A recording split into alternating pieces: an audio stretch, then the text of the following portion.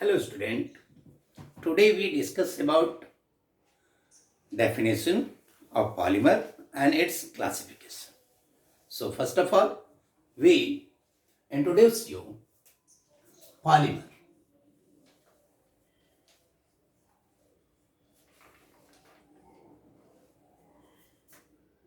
It is defined as the high molecular mass containing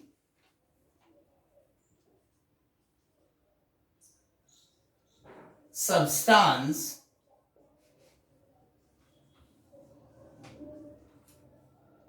which are formed by the repeated bond formation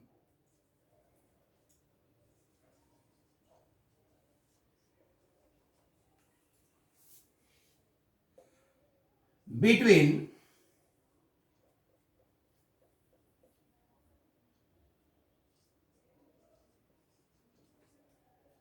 simple and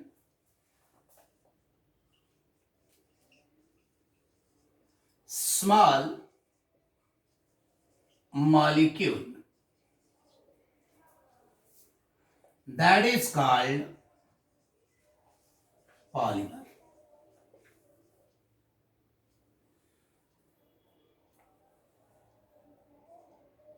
Is called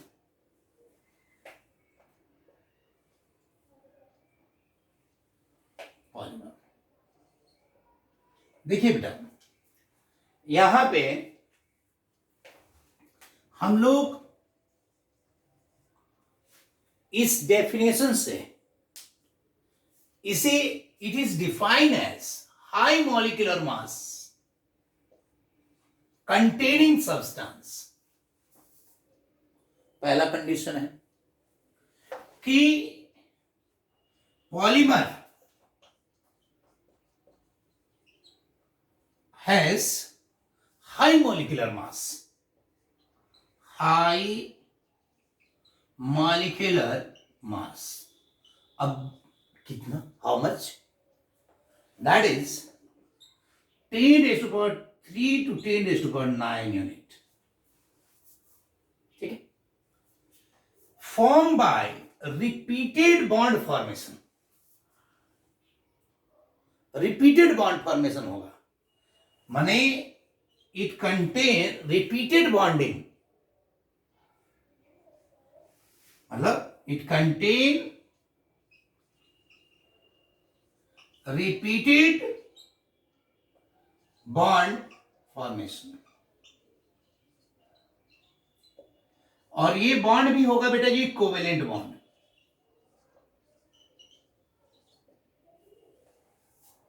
between simple and small units. तो जो इसकी structural unit है उसके लिए आप दो शब्द use कर रहे हैं, सिंपल एंड स्मॉल. जानते हैं इन्हें क्या कहते हैं? These are called monomers. These are called monomer.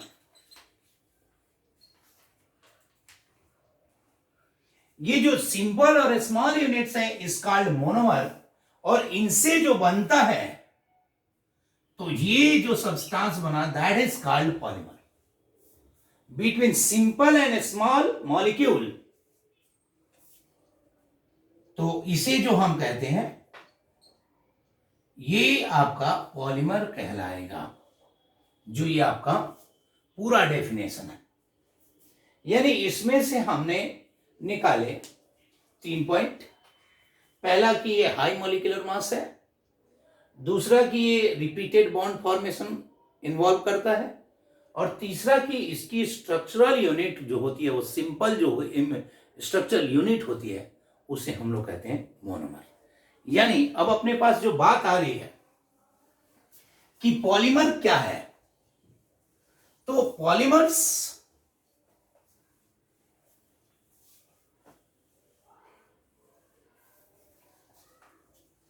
जो है मोनोमर एक प्रोसेस होगा, उस प्रोसेस से जो फॉर्म होगा उसे पॉलीमर्स कहेंगे, और जो प्रक्रिया यहां बनेगी उसे पॉलीमराइजेशन कहेंगे। जैसे फॉर एग्जांपल अगर हम लेते हैं तो जैसे ये देखिए CH2 डबल बॉन्ड CH2, ये एथीन है। अब ये एन मोल ले लो, जैसे मान लीजिए कि 2 एथीन लेते ना बेटा जी, मान लीजिए कि मैं 2 एथीन लेता, अच्छा एक बॉन्ड में 2 इलेक्ट्रॉन, जैसे मान लीजिए यहां 2 इलेक्ट्रॉन होता है, तो ये इलेक्ट्रॉन इधर आ जाता, इसका भी ये इलेक्ट्रॉन इधर आ जाता, फिर ये इलेक्ट्रॉन इधर चला जाता और फिर ये इलेक्ट्रॉन इधर चला जाता। तो इस प्रकार से अगर ये खुलता तो क्या बनता, देखिए CH2 CH2, ये तो सिंगल बॉन्ड हो गया, जो ये इलेक्ट्रॉन आया इधर खुल गया, ये इधर गया वो इधर से आया, तो फिर ये बॉन्ड बना लिया और फिर ये CH2 CH2 और फिर ये उधर खुल गया। तो देखिए यहां 2 मॉलिक्यूल लिए तो 2 जने जुड़े, और यहां n मॉलिक्यूल लेंगे तो क्या हो जाएगा n। तो यहां से अगर हम देखें तो ये हो जाएगा CH2 CH2 और ये n। अब ये देखिए n how much, not know, पता ही नहीं है कि कितना है, तो इसे हम पॉली कहेंगे। पॉली मतलब मेनी, यानी इसे कहेंगे पॉलीथीन। तो ये पॉलीएथीन हो गया, पॉलीएथीन यानी पॉलीथीन। तो ये देखिए ये प्रक्रिया, ये जो प्रोसेस हुआ इसे क्या कहेंगे, पॉलीमराइजेशन। अब बताइए, अब इस पॉलीमर के लिए एथीन क्या हो गया, मोनोमर, ये क्या हो गया मोनोमर, और ये क्या हो गया पॉलीमर। और एग्जांपल लेते हैं, ये विनाइल क्लोराइड होता है, CH2 double bond CH।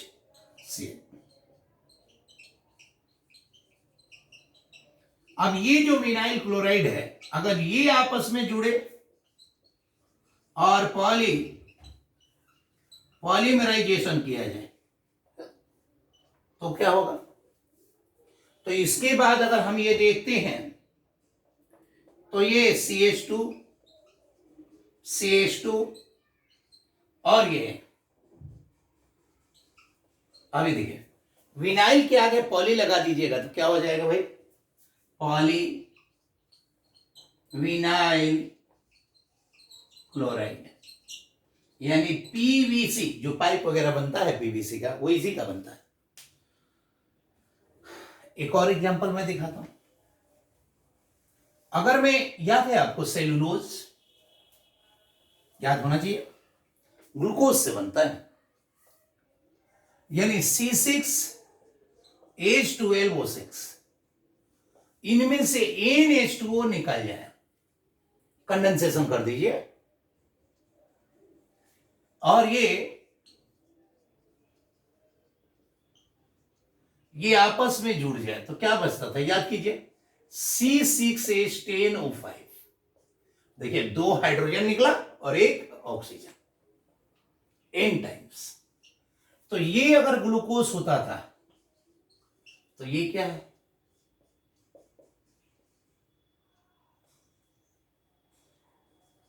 Cellulose. तो इस प्रकार की जो स्थिति बनती है अपने पास। अब अगर हम आगे देखते हैं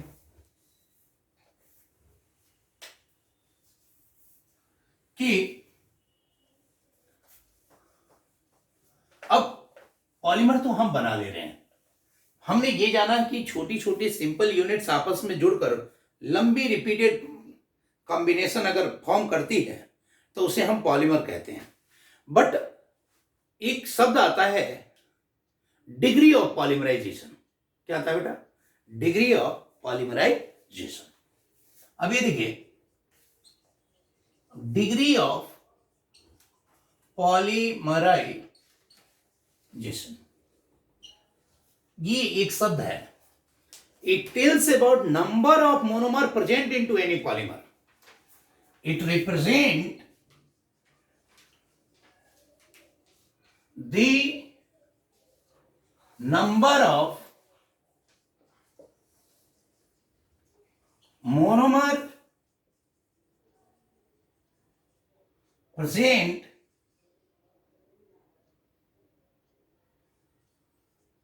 into any polymer। मतलब अगर मान लीजिए कि किसी में 10 मोनोमर हैं तो उसका डिग्री ऑफ पॉलीमराइजेशन 10 होगा।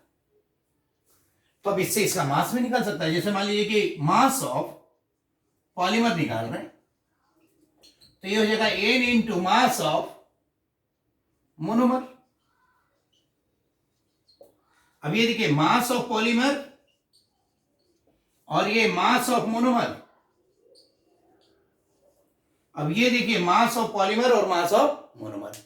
तो अगर यहां से अगर मैं n निकालता हूं तो ये m ऑफ पॉलीमर बटे में m ऑफ मोनोमर, ये स्थिति बनती है।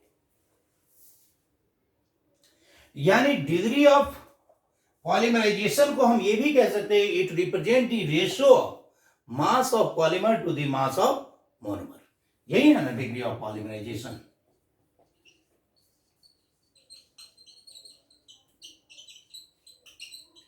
ये मास रेशो दे रहा है,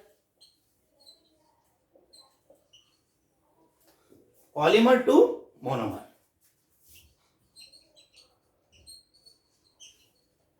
ये भी बोल सकते हैं हम।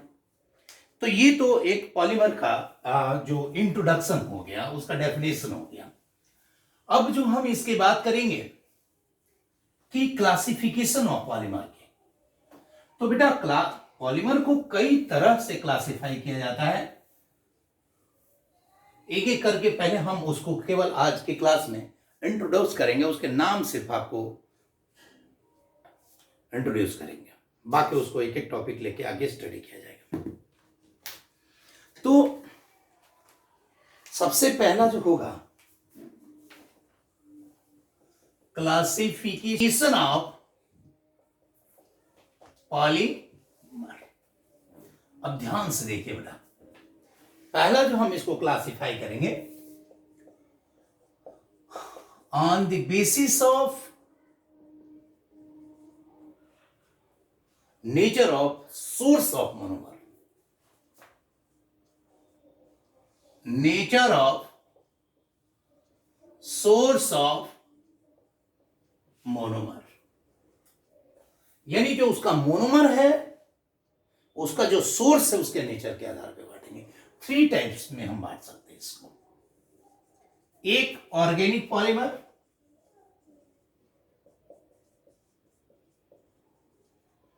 दूसरा इनऑर्गेनिक पॉलीमर,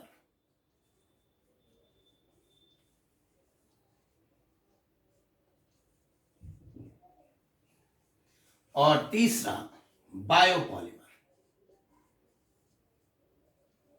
देखिए बेटा, बायोपॉलीमर तो अभी अभी हम लोगों ने बहुत आसानी से इसको एस्टिमेट कर सकते हैं। जैसे polymer we get from nature,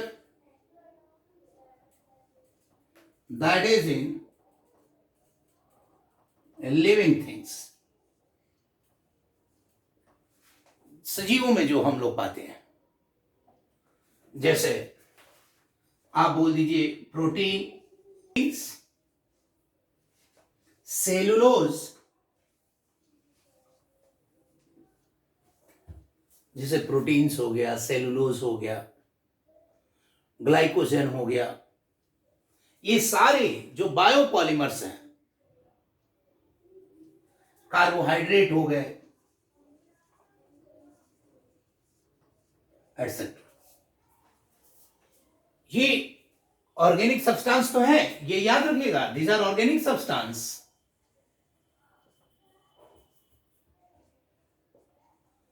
but natural. यहां जो है ये जो होंगे these are man made organic substance. अब ये देखिए कि मैन मेड ऑर्गेनिक सब्सटेंस का क्या मतलब है बाबू। मैन मेड ऑर्गेनिक सब्सटेंस का मतलब ये हो गया जैसे पीवीसी, पॉलीथीन, नाइलॉन। अब नाइलॉन कुछ भी हो सकता है, 6 हो सकता है, नाइलॉन 66 हो सकता है, ये सारी चीजें, ये ऑर्गेनिक पॉलीमर है। और एक होता है inorganic polymer, these are inorganic substance.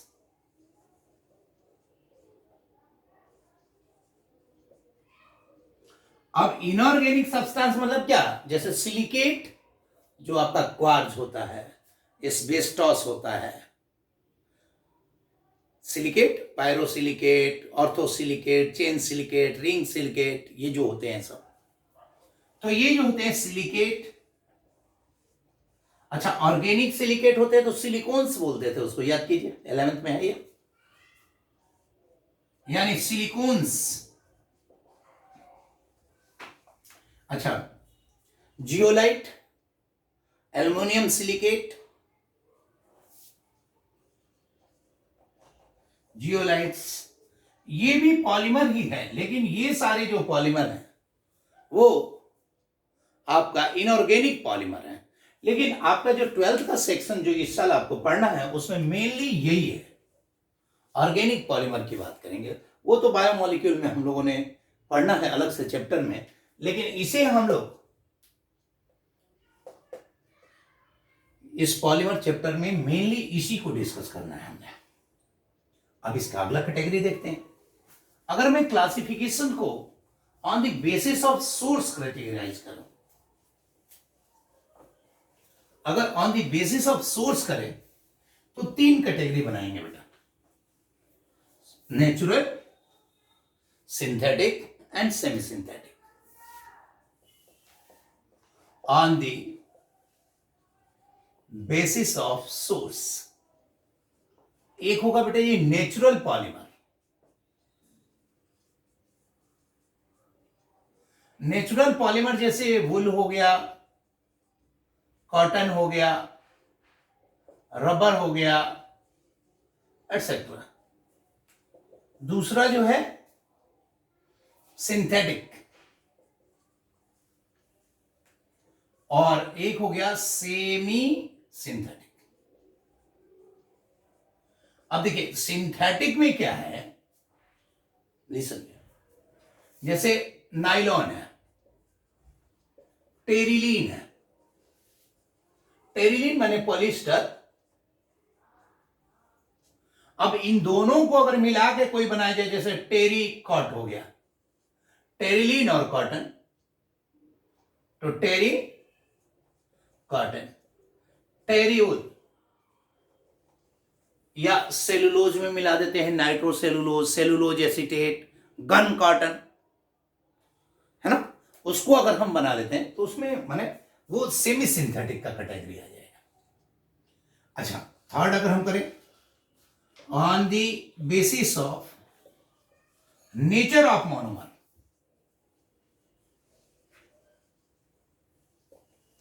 तो ये 2 प्रकार का हुआ, इस बारे में 3 हुआ, इसके बारे में 2 हो जाएगा। पहला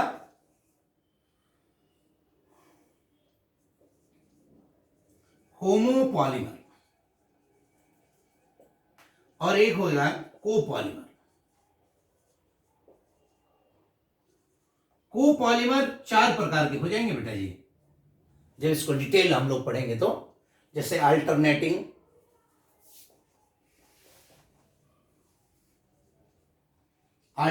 polymer, block polymer,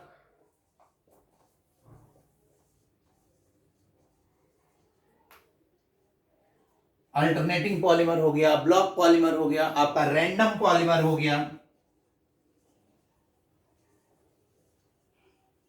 grafting polymer हो गया,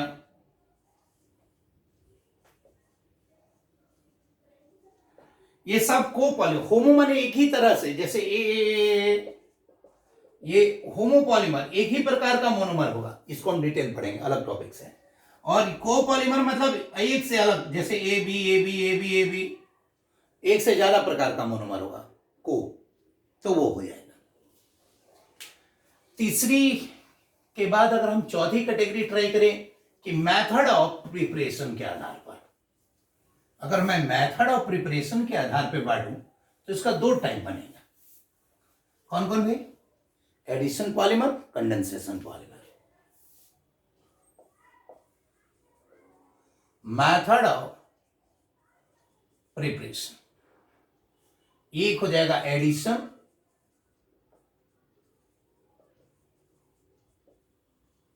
और एक कंडेंसेशन।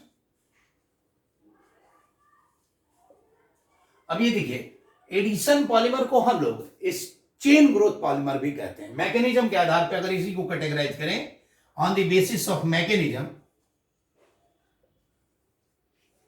तो इसी को हम चेन ग्रोथ पॉलीमर कह सकते हैं। और इसको अगर हम कैटेगराइज करें तो इसको हम कहेंगे स्टेप ग्रोथ पॉलीमर।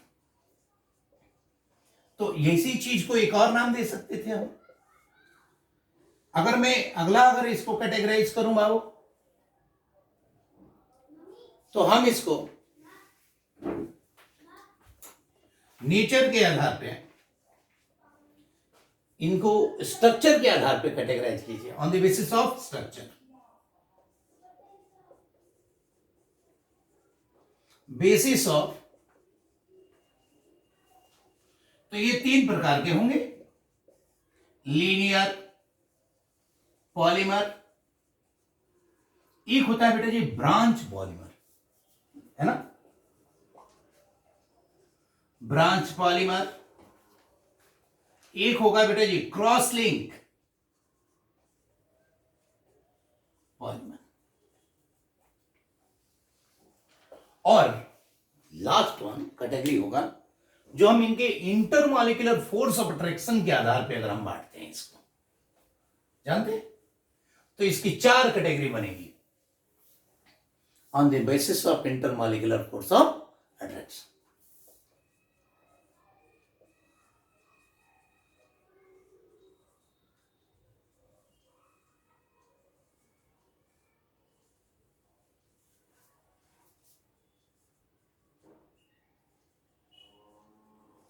अगर हम देखें तो ये हो जाएगा, एक होगा इलास्टोमर, दूसरा हो जाएगा फाइबर, तीसरा हो जाएगा थर्मोप्लास्टिक, और चौथा हो जाएगा थर्मोसेट। अगर आठवां कैटेगरी अगर इसको कैटेगराइज करें डिकम्पोजिशन के आधार पर कि कौन नेचर में डिकम्पोज होगा और कौन नहीं होगा, on the basis of decomposition of polymer, तो एक होगा बेटा ये बायो डिग्रेडेबल पॉलीमर, और दूसरा होगा बेटा जी नॉन बायोडिग्रेडेबल पॉलीमर। एक और कैटेगरी हम लोग बांट सकते हैं क्रिस्टलाइन पॉलीमर और non crystalline polymer on the basis of their rigidity और ऑर्डर ऑफ अरेंजमेंट। तो एक और आप कैटेगरी बना सकते हैं, on the basis of arrangement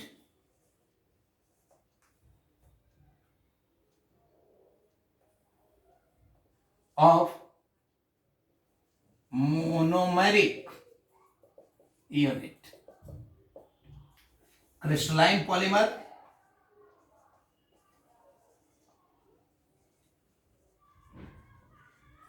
और दूसरा amorphous polymer।